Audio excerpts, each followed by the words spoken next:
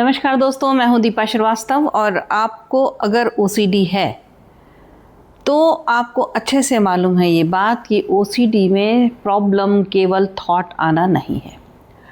Thought आना अपने आप में एक प्रॉब्लम है, लेकिन हमेशा ये प्रॉब्लम जो बढ़ती है जिसकी वजह से ओसीडी होती है, और आप अगर सोचते हैं कि ओसीडी कितनी ज़्यादा तकलीफ़देह हो जाती है, उससे कैसे छुटकारा पाया जाए, तो वहाँ पर जो छुपी हुई चीज़ है वो है आपका अपना बिलीफ सिस्टम।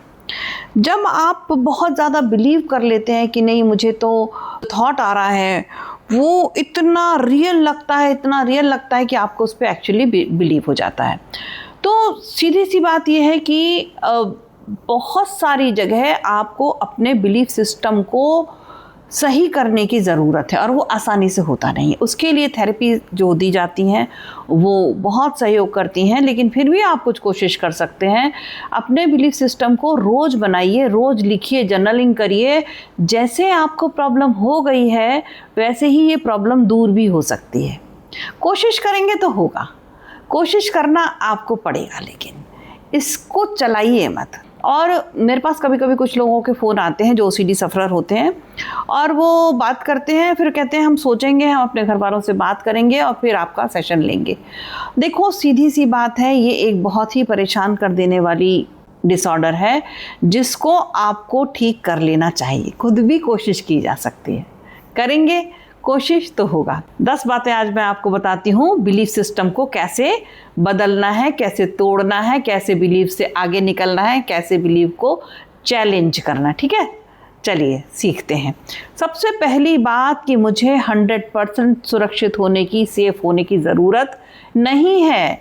जब किसी को ओसीडी नहीं होता है तो क्या वो अपनी बहुत सेफ लाइफ जीता है? क्या नहीं जीता है। आप डर जाते हो, आप घबरा जाते हो, फियर आपको घेर लेता है, एंग्जाइटी आपको घेर लेती है। आपको पक्का हर चीज़ नहीं मालूम है ज़िंदगी के बारे में। जैसे सबको नहीं मालूम है, ऐसे ही आप भी मानिए कि आपकी ओसीडी आपको कह ज़रूर रही है कि सेफ हो जाओ, 100% इसको श्योर कर लो, लेकिन नहीं है ज़रूरत। अपने दिल को पक्का कर लो कि मुझे नहीं है ज़रूरत सेफ रहने की, मुझे जैसा ठीक लगेगा मैं वैसा करूँगा। मैं ओसीडी के विचारों को मानने वाला नहीं हूँ। ओसीडी अक्सर आपसे कहता है कि एक बार और चेक कर लो, एक बार और चेक कर लो, पक्का कर लो, अगर नहीं किया है तो ये गलत हो जाएगा, अगर ऐसा नहीं करा तो वो गलत हो जाएगा, नुकसान हो जाएगा। ये आपको परेशान करती हैं बातें। तो बिलीव क्या हो सकता है, हीलिंग कैसे होगी, कैसे बनाएंगे इस बात पे बिलीव? इस बात पे रोज़ लिख लीजिए कि मुझे अनसर्टेनिटी को ख़त्म किए बिना आगे बढ़ना है। अनसर्टेनिटी तो है, हो जाएगा, जो हो जाएगा देखी जाएगी, लेकिन ये मुझे अच्छे से मालूम है कि ये जो रिपीटेटिवली थॉट आ रहे हैं ये मेरे बिलीफ सिस्टम को हिला दे रहे हैं और ये मेरे बिलीफ सिस्टम को ख़त्म कर दे रहे हैं। मुझे अपने बिलीफ सिस्टम से एक बात कहनी है, एक बात समझानी है। अपने आप को लिख करके समझाएं, बोल कर समझाएं, सामने वाले से बात करें अपने बारे में और उससे कहें कि मैं ऐसा करना चाहता हूँ। अपनी बात को रिपीट करें, ओसीडी की बात को रिपीट नहीं करें। तो क्या करेंगे? मेरा एम जो है वो रिस्क को ज़ीरो करना नहीं है, मेरा एम होना चाहिए अनसर्टेनिटी को टॉलरेट करना। होगा तो देखा जाएगा, जो होगा देखा जाएगा, मुझे नहीं मालूम अभी। जैसे ही ओसीडी का थॉट आता है, आपको घेरता है, आप उससे कहिए मुझे नहीं बात करनी, मुझे नहीं पता, अगर होगी कोई दिक्कत तो हो जाने दो। हिम्मत बना लो भाई। आपके सोचने से, आपके अंदर थॉट आने से कोई दूसरे का या आपका अच्छा या बुरा दोनों नहीं हो सकते। ना तो अच्छा हो सकता है ना बुरा हो सकता है। क्यों उलझना उसमें? आपको जब पता लग ही गया है कि ये ओसीडी का थॉट है जो आपको परेशान करता है, तो आप मान जाइए और अपने को मनवाइए। ठीक है, चलो दूसरी बात सुनते हैं। ये जो जितने भी थॉट आते हैं, ये ओसीडी के थॉट हो या बिना ओसीडी के थॉट हो, मेरे थॉट हो, आपके थॉट हो, आपके घर वालों के थॉट हो, सारे थॉट सच थोड़ी होते हैं। इस बात पर बिलीव कर लीजिए, इस बात को अपने बिलीफ सिस्टम में किसी भी तरह किसी भी एग्जाम्पल से सेट करिए, जितने भी थॉट आते हैं वो थॉट सच नहीं होते, चाहे वो दुनिया में कोई भी व्यक्ति हो, बड़े से बड़ा, छोटे से छोटा, बहुत बड़े पद पे, बहुत रिनाउंड पर्सन, उसके भी थॉट सच नहीं हो सकते। सोचने में क्या है, सोच तो कुछ भी हो सकती है। इसी तरह ओसीडी सफरर की भी सोच में जो सब कुछ आता है वो कैसे सच हो सकता है? और आपको तो अच्छे से पता है कि ये एक डिसऑर्डर है, अब तक तो आप जान चुके हो ये डिसऑर्डर है, तो इसका थॉट का रिजल्ट सच कैसे होगा? वो अगर कहता है थॉट कि मुझे अगर मैंने ऐसा नहीं किया तो कुछ गलत हो जाएगा या गंदा रह जाएगा, सिंपल, अशुद्ध हो जाएगा सारी चीज़ें, यहाँ से वहाँ तक अशुद्धि पहुँच जाएगी। कुछ लोगों को तो सिर्फ गंदा लगता है, उनको गंदा समझ में भी नहीं आता, गंदा गंदा गंदा गंदा हो जाएगा। अरे ऐसे थोड़ी होता है, एक चीज़ गंदी हुई दूसरी चीज़ उससे टच होगी तो वो भी गंदी हो जाएगी, ऐसे तो फिर पूरी दुनिया एक दूसरे से टच होती जाएगी। कोई वायरस थोड़ी है इसके अंदर, कोई वायरस नहीं है जो फैलता जाएगा, ठीक है? तो थॉट सिर्फ थॉट है, इस बात को समझ लीजिए, सच नहीं है, ठीक है? अगली बात समझते हैं, थॉट सिर्फ थॉट है, सच नहीं है। थॉट से बहस मत करो, थॉट से कोई बातचीत मत करो, थॉट को थॉट की तरह देखो कि ये एक विचार है खाली। अब उसके बारे में कोई ज़्यादा अपने आप से विचारों में जा कर के खूब लंबी बातचीत करके स्टोरी बनाने की कोई ज़रूरत नहीं है। एक बात और समझिए, जो मैंने कहा ना कि विचारों से बात नहीं करना है, मतलब डाउट आएगा, शक आएगा, ऐसा नहीं है तो वैसा तो नहीं हो गया, कहीं मेरा पैर उस गंदगी पे पड़ तो नहीं गया। हर डाउट को आंसर देने की ज़रूरत नहीं है। आप लोग क्या करते हैं, आप लोग इतने घबरा जाते हैं, इतने अपने आप को इतना वीक फील करते हैं कि जैसे ही डाउट आया आपको लगता है तो इसको आंसर देना बहुत ज़रूरी है, कि पता नहीं मैंने सही किया कि नहीं, कहीं मेरे से गलती तो नहीं हो गई, कहीं कंटामिनेटेड तो नहीं हो गया, क्या मेरे वजह से किसी को नुकसान तो नहीं पहुंच गया, क्या मेरा कहीं गंदगी से पैर टच तो नहीं हो गया, क्या मुझे वहाँ पर मैं धो रहा था हाथ तो मेरे ऊपर छींटे आ गए होंगे तो मैं गंदा हो गया होऊंगा, मैं यहाँ से निकल रहा था वहाँ पर मुझे लगा कि ज़रूर कुछ गंदा लगा है तो ज़रूर मेरा उससे टच हो गया होगा हाथ। नहीं, ये डाउट है, आपको समझ में आ गया है। आप सच मानिए, आपके अंतर मन में कहीं ना कहीं आपको ये पता है कि ये डाउट है। अब इस डाउट का जवाब दोगे तो स्टोरी बनेगी, किस्सा बनेगा, वो बताएगा कि ऐसा हुआ होगा तो वैसा हुआ होगा, वैसा हुआ होगा तो वैसा हुआ होगा। नहीं, जैसे ही ये डाउट आए वैसे ही इस डाउट को जवाब देना नहीं है, इस बात को मान लो, लिख लो, 10 बार लिख लो कि मुझे डाउट आते हैं। और कौन कौन से डाउट आते हैं, सारे डाउट लिखो, इस डाउट को जवाब नहीं देना, उस डाउट को जवाब नहीं देना। इस तरह से करके अपने आप को ठीक करा जा सकता है। एक और चीज़, मैं एंजाइटी को महसूस करके भी अपना काम कर सकता हूँ या कर सकती हूँ, ऐसा मान के चलिए। एंजाइटी क्या बाकी लोगों के लिए नहीं होती है? क्या जो दूसरे लोग हैं जो ओसीडी ग्रसित नहीं है, जो ओसीडी सफरर नहीं है, क्या उन लोगों को एंजाइटी नहीं होती है? होती है। तो क्या वो अपने काम रोक देते हैं? नहीं रोकते हैं। दौड़ते हुए बस में चढ़ते हैं लोग सुबह सुबह और दौड़ते हुए उसके अंदर किसी तरह घुसते हैं और अपने जा कर के अपनी फैक्ट्री में काम करते हैं, बड़ी बड़ी मशीनों के साथ डील करते हैं। एंजाइटी उन्हें होती है। कभी कभी अपने घरों में ऐसे बच्चों को छोड़ जाते हैं, वाइफ को छोड़ जाते हैं, जो लेडीज़ होती हैं वो बच्चों को छोड़ जाती हैं, कमाने के लिए भागती हैं, दौड़ती हैं। मेट्रो सिटीज़ में देखिए, दौड़ते हुए ट्रेनों के अंदर, मेट्रोज़ के अंदर चढ़ती हैं। उनको एंजाइटी नहीं होती है क्या? तो क्या वो रुक जाती हैं? वो रुकती नहीं है, आप रुक जाते हैं। मत रुकिए, रुकना नहीं है। एंजाइटी हो रही है, होने देते हैं, लेकिन हम एंजाइटी को कम करने के लिए ओसीडी का कोई रिचुअल नहीं करेंगे। नहीं करेंगे मतलब नहीं करेंगे, पक्के मन से मान लीजिए कि नहीं करेंगे। तब ओसीडी धीरे धीरे ढीली पड़ने लगती है, ओसीडी धीरे धीरे ख़त्म हो जाती है, डिफ्यूज़ हो जाती है, चली जाती है, क्योंकि आप उसको वेटेज नहीं दे रहे हैं। ऐसे करना पड़ेगा आपको, ठीक है? करेंगे तो होगा। एंजाइटी आती है अगर, तो एंजाइटी आना फेलियर नहीं है आपका। आपका कसूर नहीं है, वो आप जानबूझ के नहीं ला रहे हो। थॉट रिपीटेटिवली आता है, आप थोड़ी ला रहे हो, वो तो आ रहा है। तो अपने आप को कसूरवार मत मानो। बहुत सारे लोग मैंने देखे हैं जो कहते हैं कि मुझे ही ऐसा होता है, मेरे को कब तक होगा, मुझे ऐसा सोचने में आ रहा है कि ऐसा नहीं है, वैसा नहीं है, कोई मुझे पसंद नहीं करता, कोई मुझे चाहता नहीं है, कोई मेरे तरफ ध्यान नहीं दे रहा है, कोई मेरी बात को समझ नहीं रहा है, कोई तो समझो मेरी बात को। नहीं, किसी के ऊपर डिपेंड नहीं होना है आपको।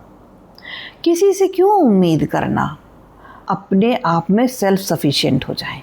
हम अपने विचारों को खुद देखें, हम अपने विचारों को देख करके उन पे नज़र रखें, नज़र रख के उनको सॉल्व करने की कोशिश करें। होगा, ज़रूर होगा, कोशिश करके देखिए। चेकिंग और रीएश्योरेंस की ज़रूरत हर बार या बार बार नहीं होती है। जब जैसे ही आपको पता लगे, आप ही तो बताते हो मुझे फ़ोन करके कि मुझे रीएश्योरेंस की प्रॉब्लम होती है, मुझे बार बार चेक करना पड़ता है, मुझे बार बार चेक करना पड़ता है। मतलब आपको मालूम है कि आपको चेक करना पड़ता है और इसमें कहीं ना कहीं सच्चाई नहीं है। ये जो थॉट आता है ये झूठा है, ये फेक है, ये आपको परेशान करता है, ये डिसऑर्डर है। तो इसको उसी तरह से डील करिए, अपने आप को जगाइए, खूब सारी एक्सरसाइज करिए, ब्रीदिंग एक्सरसाइज करिए, ब्रीदिंग पैटर्न बदलिए। किसी से हो सके तो थोड़े दिन थेरेपी ले लीजिए। मैं थेरेपिस्ट हूँ, मुझसे थेरेपी ले सकते हैं।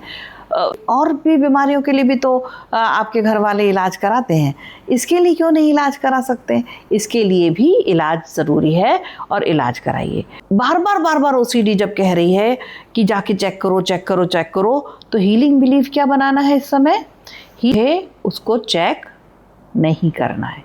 होगी एंग्जाइटी तो होने दो, होगी परेशानी तो होने दो, लेकिन मैं एक बिलीफ सिस्टम बना लूँ कि मैंने अगर एक बार कोई काम कर दिया है तो सही हुआ हो या गलत हुआ हो, छूट गया हो चाहे हो गया हो, अब मैं दोबारा उस तरफ एंग्जाइटी की वजह से, एंग्जाइटी को कम करने के लिए, थोड़ी देर की रिलीफ के लिए वहाँ जाने वाला नहीं हूँ।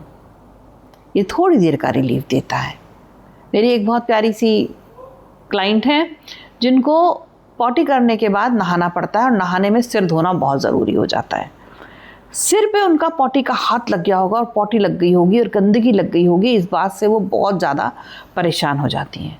अब जा कर के उन्होंने छोड़ दिया। मैं अगला वीडियो लगाने वाली हूँ उनका सक्सेस स्टोरी में ज़रूर लगाऊंगी। उनका वीडियो मैंने ऐसे ही शूट किया है, जब वो मुझे बता रही थी रैंडमली, तो मैं उसको रैंडमली ही लगाऊंगी, क्योंकि अलग से वीडियो बनाना एक क्लाइंट के लिए थोड़ा मुश्किल होता है। एक और बात, मैं अपने डर से भागने की बजाय उसको टॉलरेट करना शुरू कर दूं अगर, तो ये हो सकता है। ऐसा अपने आप को बार बार आपको हीलिंग बिलीफ बनाना पड़ेगा। इस तरह का बिलीफ बनाने के लिए डर तो लगता है, थॉट तो आते हैं, सिचुएशन या जो परेशानियां हो रही होती हैं उस सिचुएशन में, उसको लेकर के बहुत थॉट आते हैं, बहुत परेशानी होती है। लेकिन आप एक बार सोच लो कि मुझे अपने डर को भगाने के लिए सिर्फ टॉलरेट करना है इस डर को, और इसके अगेंस्ट कुछ भी जो वो मुझसे मांग रहा है, रीचेकिंग हो, रीश्योरेंस हो, शुद्ध अशुद्ध का हो कि धोकर के नहीं आए कि आए गंदा हो गया होगा, ये सारे जो कंपल्शन है ये नहीं करने हैं। ये थोड़ी देर के हैं, ये थोड़ी देर के लिए रिलीफ देते हैं। इससे वापस से ओसीडी आपकी पक्की हो जाती है।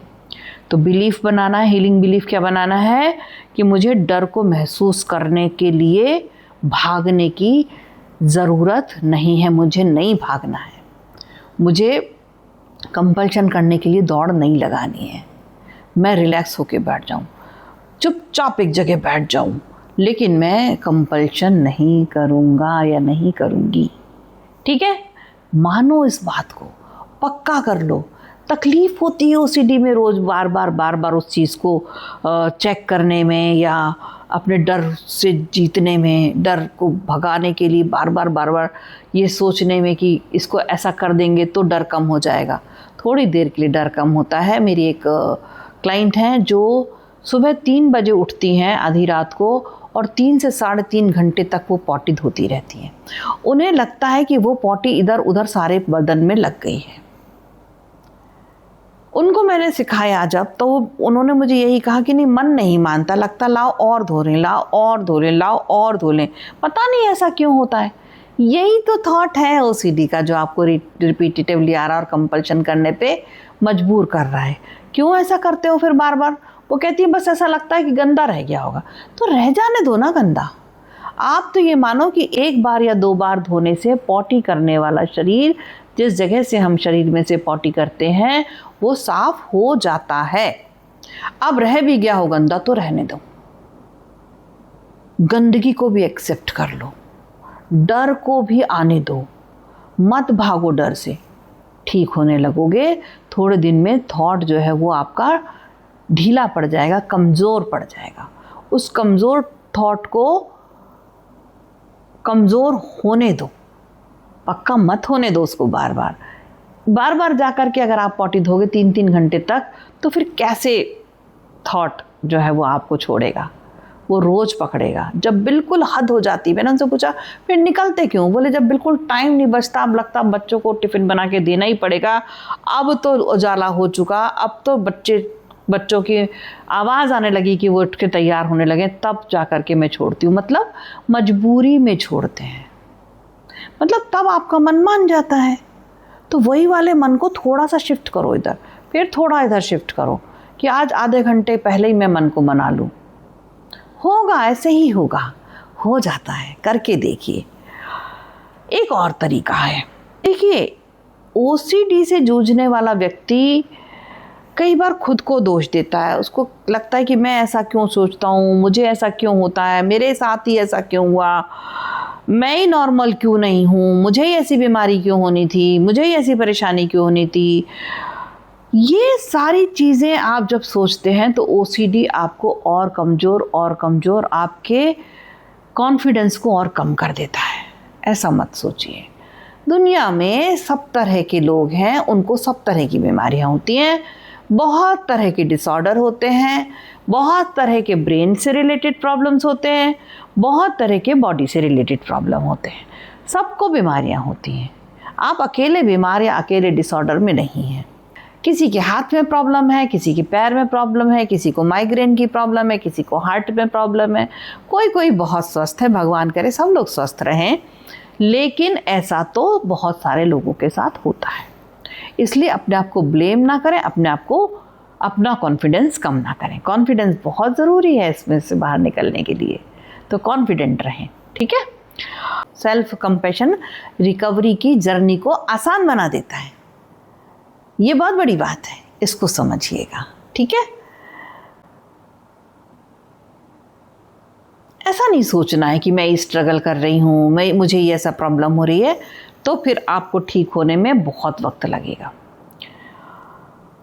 एक खुद के जो विचार हैं, जो ओसीडी से डिफर हैं, अलग हैं, उनको भी लिखो और उन पर काम करना शुरू करो कि मेरा ये विचार है, दुनिया को देखने का मेरा विचार, घर को देखने का मेरा विचार, इनकम, सोर्स ऑफ इनकम बढ़ाने का मेरा विचार। अगर आप पढ़ने वाले स्टूडेंट हैं तो पढ़ने को लेकर के मेरा विचार, मेरे घर वालों को लेकर के मेरा विचार, मेरी आगे की ज़िंदगी को लेकर के मेरा विचार, मौसम को लेकर के मेरा विचार, साफ़ सफाई को लेकर के मेरा विचार।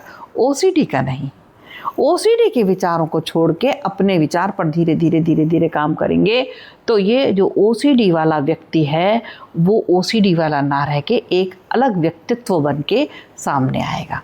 उसको सामने लाइए, उससे क्या होगा, धीरे धीरे करके ओसीडी का थॉट डिफ्यूज़ होने लगेगा और आपकी अपनी पर्सनैलिटी दिखने लगेगी। आप ओसीडी के अकेले गिरफ्त में है ऐसा नहीं है, आपकी अपनी भी पर्सनालिटी है, उसको लाना है बाहर। अपनी चॉइसेस, अपनी पसंद, अपना खाना कैसे खाना है, अपने कपड़े कैसे पहनना, इन सब पर ध्यान दीजिए। निकल जाइए थोड़ी देर घूमने अगर आपको कंटेमिनेशन की कम प्रॉब्लम है। बहुत लोगों से बातें करिए, बहुत सारी चीज़ें देखिए, मूवी देखिए, टाइम अपना अच्छा एंटरटेनमेंट में भी बिताइए। धीरे धीरे आपके अंदर जो है वो तकलीफ़ वाला समय आपका थोड़ा सा कम होने लगेगा, तो भी ओसीडी आपकी धीरे धीरे कमज़ोर पड़ने लगेगी। तो ऐसे करके आपको अपने आप को बार बार आपका बिलीफ जो सिस्टम है, ये 10 बातें मैंने आपको बताई हैं, 10 के बिलीफ सिस्टम बताए हैं, उसको लिख लो कि मुझे ऐसे समय में ऐसा बिलीव करना है। तो आपको, अगर आपको ओसीडी है तो याद रखिए, आपके थॉट आपकी पहचान नहीं है। आई रिपीट, आपके थॉट आपकी पहचान नहीं है। आपका डर पूरी तरह से आपकी ज़िंदगी नहीं है, आपका डर आपकी पूरी ज़िंदगी नहीं है, और रिकवरी संभव है। इन 3 बातों को भी ध्यान रखिए। अगर ओसीडी आपकी रोज़मर्रा की ज़िंदगी को प्रभावित करती है तो किसी क्वालिफाइड मेंटल हेल्थ प्रोफेशनल से ज़रूर बात करें। किसी से भी आप ऑनलाइन थेरेपी लें, आप ऑफलाइन थेरेपी लें, लेकिन थेरेपी बहुत अच्छी चीज़ होती है। इससे पक्का आप अपने बीमारी से, अपने डिसऑर्डर से निकल पाते हैं। थेरेपिस्ट को आपको निकालने का वक्त दें। 2, 4, 5 दिन में, जादू से 8-10 दिन में कुछ नहीं होता है। लोग काउंट करते हैं पहले से, कितनी थेरेपी हो गई, क्या हुआ। अरे नहीं, ऐसा नहीं होता है, वक्त लगता है। पहले थेरेपिस्ट आपको समझता है, आपकी हिस्ट्री लेता है, फिर वो आपको क्रॉस क्वेश्चनिंग करके जो आप बता रहे हो उसमें कितनी सच्चाई है और इसके अलावा क्या और है आपके साथ, उसको समझता है। फिर आपका ब्रेन बनाने के लिए कुछ एक्सरसाइज, कुछ न्यूरो की, कुछ ब्रीदिंग, बहुत सारी चीज़ें आपके लिए करवाता। तब आप स्ट्रांग होते हो, तब आपकी सीबीटी शुरू होती है। वक्त दीजिए। यही बातें बहुत काम की हैं, इन सबको लिख लीजिए। 10 की 10 बातें लिख लीजिए। 10 की 10 बातों को रोज़ लिखिए। 10 की 10 बातों पर रोज़ विचार करिए और अपने आप को इस परेशानी से मजबूती के साथ निकाल दीजिए। चलिए, तो अगर आपको मेरा वीडियो पसंद आया हो तो प्लीज़ लाइक करिए, शेयर करिए, कुछ लोगों तक पहुंचाइए, जिनको भी इसकी ज़रूरत है उन तक पहुंचाइए। कमेंट करके मुझे ज़रूर बताइए कि आपको ये वीडियो कैसा लगा। कमेंट करके ज़रूर पूछिए कि आपको क्या प्रॉब्लम हो रही है। अगर आपको लगता है कि मुझे किसी विषय पर वीडियो बनाना चाहिए तो कमेंट करिए। मुझे कुछ कमेंट आए हैं, मैं उन पर भी वीडियो बना रही हूँ और लगातार कोशिश करती हूँ कि आपके कमेंट को पढ़ कर के उनके ऊपर वीडियो बनाऊँ और आप थोड़ा सा रिलीफ अगर मेरे वीडियो को देख करके पाते हैं तो प्लीज़ मुझे कमेंट करिए। मुझे बहुत अच्छा लगता है, मुझे प्रोत्साहन मिलता है और वीडियो बनाने के लिए। चलिए, मिलते हैं फिर से अगले वीडियो में। तब तक के लिए अपना ध्यान रखिए। नमस्कार।